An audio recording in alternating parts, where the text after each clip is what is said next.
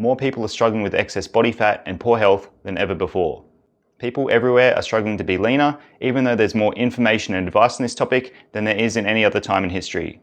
The irony is that while there's a lot of talk about body fat, few truly understand what this vital organ is and what it does beyond simply just storing energy. Well, today we're going to change that. In this video, you'll learn what body fat is, how it functions, and what factors can significantly impact it, for better and for worse. The goal of this video is that by the end of our time together, you'll have a far greater understanding of your own body fat, so you can then have a far greater chance of controlling it. Now let's get started. Most of us are aware of how body fat, or adipose tissue, functions as an energy reserve.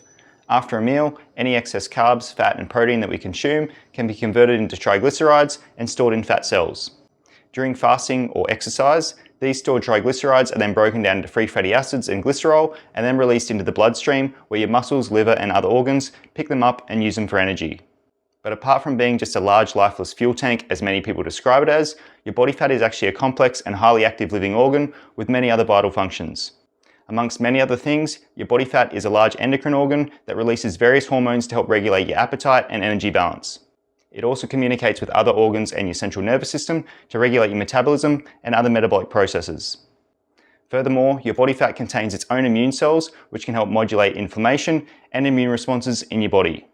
But to better understand what body fat is and these important functions, we first must understand the different types of body fat. The most common type of adipose tissue in your body is white fat. This is a type of fat that most people are familiar with because it's a large storage site for energy and it's visible all over your body, especially around your abdomen, hips and thighs. Brown fat is another type of fat that your body contains, and it's designed for heat production. Brown fat is typically located around the neck, chest, kidneys and adrenal glands, and it takes up less than 1% of a person's total fat mass. Although brown fat only accounts for a very small portion of overall body fat, it's very thermogenic and metabolically active, as you'll soon see a little bit later on. And then there's beige fat, a type of fat that has characteristics of both white fat and brown fat, depending on the conditions and the circumstances. And this is an important point which we'll also look at a little bit later on. For now, let's look more closely at the most prominent type of body fat, white fat. The large storage function of your white fat is more than just an energy reservoir. It's actually a survival and defense mechanism. By taking excess sugar and fat out of your blood, your white fat not only helps you maintain normal blood glucose levels, it also helps prevent the accumulation of lipids in other tissues such as your liver and muscles. These are the primary sites for glucose uptake and utilization, and by sequestering these excess lipids in your blood, your white fat cells help support normal insulin sensitivity by preventing lipid overload in these tissues. The cells in your white fat are able to perform this role because they contain a single large lipid droplet, and this large lipid droplet allows them to store a substantial amount of energy in the form of triglycerides. This design structure is crucial for a few reasons. Firstly, it helps ensure your survival during periods of food scarcity. Secondly, it provides cushioning to prevent mechanical damage to your internal organs. And thirdly, it provides insulation to reduce heat loss so you can better maintain your body temperature. And your body fat doesn't just have structural and survival functions, it also has significant hormonal functions as well. Yes, that's right, your body fat communicates back and forth with other areas of your body. Leptin is one such hormone that's primarily produced by your fat cells, and this hormone communicates and regulates appetite and energy balance. When functioning properly, your body fat releases leptin to signal to your brain when your body has enough stored energy. This role of your body fat and its leptin release plays a huge part in helping to control hunger and proper body mass. Some of the main factors that affect your leptin function are diet, exercise, and sleep. When it comes to your diet, eating enough protein and healthy fat will improve your leptin sensitivity, while consuming refined carbohydrates and unhealthy fats will do the opposite and promote inflammation. Some foods that are particularly high in both refined carbs and unhealthy fats include the following: processed breakfast cereals like cornflakes, puffed rice, flavoured and quick oatmeal, and refined wheat cereals; baked goods like cakes, cookies, pastries, muffins, donuts and croissants; processed snack foods like crackers, potato chips, biscuits, oat and granola bars; fast foods like burgers, fries, chicken nuggets, pizza, hot dogs and fried chicken; and sweets and desserts like lollies, chocolates, puddings, ice creams, and sweetened yogurts. Consistent consumption of these foods can trigger chronic inflammation in your body and interfere with your leptin signaling. This is because the signaling molecules that regulate inflammation in your body, aka inflammatory cytokines, can disrupt the leptin receptors in your hypothalamus, which is a part of your brain responsible for regulating your hunger and energy balance. As a result of this interference, your brain can become less responsive to leptin signals, meaning that even though there may be high levels of leptin in your bloodstream, the brain doesn't recognize it effectively. This condition is often termed leptin resistance and has big implications for overeating and gaining excess body fat. In terms of exercise, strength and cardiovascular training can increase the number of active leptin receptors and make your body more sensitive to leptin. Exercise can also improve your metabolism and leptin sensitivity by demanding more energy for oxidation and promoting the release of leptin from your fat cells. And when it comes to sleep, leptin levels naturally rise to signal satiety and energy sufficiency. When your sleep is poor or inadequate, this natural rise is blunted, leading to lower overall leptin levels and increased levels of ghrelin, which is a hormone that stimulates your appetite. This is one of the major reasons why poor sleep is linked to fat gain. But leptin is not the only hormone that your fat cells can release. Your body fat also plays a role in producing a hormone called adiponectin. Adiponectin can have several beneficial effects on your metabolism. It enhances insulin sensitivity by promoting glucose uptake and fatty acid oxidation in your muscles and liver cells, and also has anti-inflammatory properties that reduce the production of the pro-inflammatory cytokines that I mentioned earlier. When it comes to diet, eating more healthy fat and fiber-rich foods can improve adiponectin sensitivity, as too can consuming less sugar and unhealthy fats like seed oils. Poor sleep, chronic stress, and a lack of regular exercise also don't help with adiponectin production and sensitivity. But it doesn't just stop with leptin and adiponectin in terms of your body fat's hormonal capabilities. Apelin and adipsin are two other hormones that your fat cells can release as well. Apelin plays a crucial role in things like cardiovascular regulation, fluid balance, energy metabolism, and immune response, while adipsin also helps regulate homeostasis and plays a crucial role in insulin secretion and maintaining cellular function in your pancreas, which is essential for glucose metabolism. Again, consuming refined carbs and vegetable oils impairs the production and sensitivity of both apelin and adipsin, as too does a lack of intense exercise. But it's not just being over fat that causes issues with your hormones and various other metabolic functions in your body. Being too lean for too long is also detrimental for the same reasons inversely. When body fat levels are extremely low, for instance when bodybuilders get down to low single-digit body fat percentages for competitions, it's not just depleted energy levels that a person has to worry about. There is insufficient body fat to signal or secrete certain hormones, leading to hormonal imbalances and associated health issues. This level of leanness for too long affects things like your thyroid function and your reproductive system, while also weakening your immune system and potentially creating thermoregulation and cardiovascular issues. Oh, and not to mention, being too lean can also compromise your bone health and muscle repair capabilities. So being over fat and under fat both have serious consequences for your health. Most people tend to struggle with the former, and we've already talked about which foods are best for attaining a healthier body fat level. Focusing on your diet is the smartest and most effective way to attain a lean and healthy body fat range, and you're probably wondering at this stage what direct effect exercise has on your adipose tissue. Well, exercise can modify your fat tissue in ways that improve your metabolic health, even if you don't experience any significant fat loss. For instance, exercise can lead to slightly smaller fat cells and increase the number of your fat cells, which can improve the overall function of your fat tissue.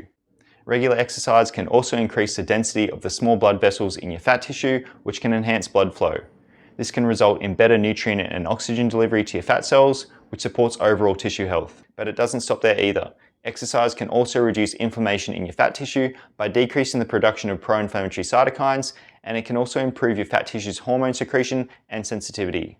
So regardless of whether you lose fat or not, regular physical activity can enhance the structure and function of your fat tissue, because remember, your body fat is an organ.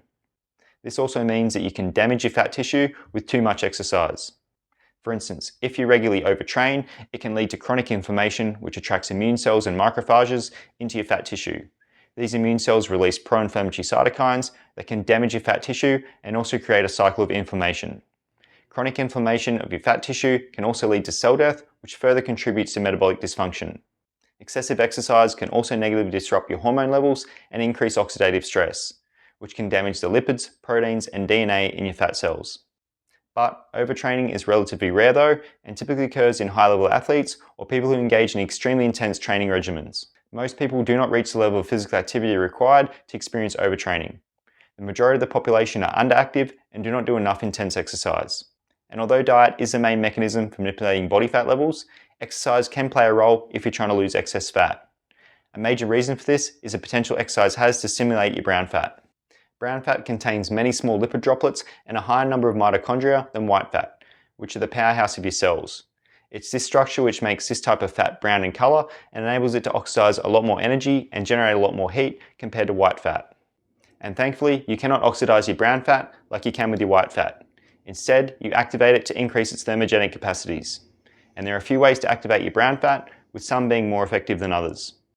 Because brown fat is responsible for heat production, being in colder environments can stimulate brown fat and oxidize more of your body's stored energy.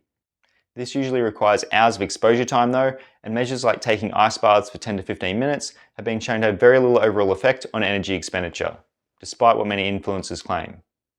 Exercise, on the other hand, has a more pronounced effect on activating your brown fat, particularly high-intensity forms of training like HIIT cardio and resistance training.